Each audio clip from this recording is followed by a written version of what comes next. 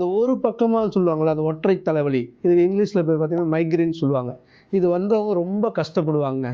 அவங்கள பார்க்கவே ரொம்ப பாவமாக இருக்கும். ஸோ இது எதனால வருது, இதுக்கான எளிய தீர்வுகளை நான் சொல்கிறேன். ட்ரிகரிங் ஃபேக்டர்ஸை பார்க்கலாம். இந்த மைக்ரேன் வர்றதுக்கான முக்கியமான ட்ரிகரிங் ஃபேக்டர்னு பார்த்தீங்கன்னா பிரைட் லைட்டு, அன்யூசுவல் சவுண்டு, அன்யூசுவல் ஸ்மெல், ஏதாவது ஒரு பெர்ஃப்யூம் அதெல்லாம் யூஸ் பண்ணுறது, டீஹைட்ரேஷன் தண்ணி சரியாக குடிக்காமல் இருக்கிறது, ஸ்ட்ரெஸ். இன்னைக்கு ஸ்ட்ரெஸ் இல்லாதவங்களே கிடையாது. இதெல்லாம் வந்து மைக்ரேன்ற ஒரு கண்டிஷனை ட்ரிகர் பண்ணும். அதனால ரொம்ப கஷ்டப்படுவாங்க. ஸோ இதை எப்படி அவாய்ட் பண்ணலாம்னா, ட்ரிகரிங் ஃபேக்டர்ஸை குறைச்சாலோ இல்லை அவாய்ட் பண்ணாலே மைக்ரேனோட பர்சன்டேஜ் ஆஃப் பெயின் வந்து குறைஞ்சிரும். ஃபார் எக்ஸாம்பிள், நீங்கள் பிரைட் லைட் எக்ஸ்போஸ் ஆகிங்கன்னா, நீங்கள் அதிகமாகிடுச்சு மைக்ரேன்னா, இமீடியட்டாக நீங்கள் ஒரு டார்க் ரூம் போய் லைட்லாம் ஆஃப் பண்ணிட்டு ரிலாக்ஸாக படுத்துடணும். சவுண்டான ஒரு இடத்துக்கு போனால் வருதுன்னா, you should avoid the sound places. ஒரு சைலண்டான ஒரு என்விரான்மெண்ட்டுக்கு நீங்கள் வந்துடணும். ஸோ ஸ்மெல் அன்யூஸ்வல், அது மிளகா பொடியாக இருக்கலாம், அது ஒரு சென்ட் ஸ்மெல்லாக இருக்கலாம், ஒரு பூவோட ஸ்மெல்லாக இருக்கலாம். எது உங்களை இரிட்டேட் பண்ணுதுன்னு தெரிஞ்சு அதை அவாய்ட் பண்ணணும். நல்லா ஹைட்ரேட் பண்ணுறது ஒரு முக்கியமான விஷயம். தண்ணி குடிச்சுக்கிட்டே இருக்கணும். ஸ்ட்ரெஸ் நம்ம டிஸ்ட்ரெஸ் பண்ணுறதுக்கு என்னென்ன வழிகள் பார்த்தீங்கன்னா, எளிய வழிமுறை பார்த்தீங்கன்னா டீப் பிரீத்திங் எக்ஸசைஸ். இந்த இடத்துல காமாக போயிட்டு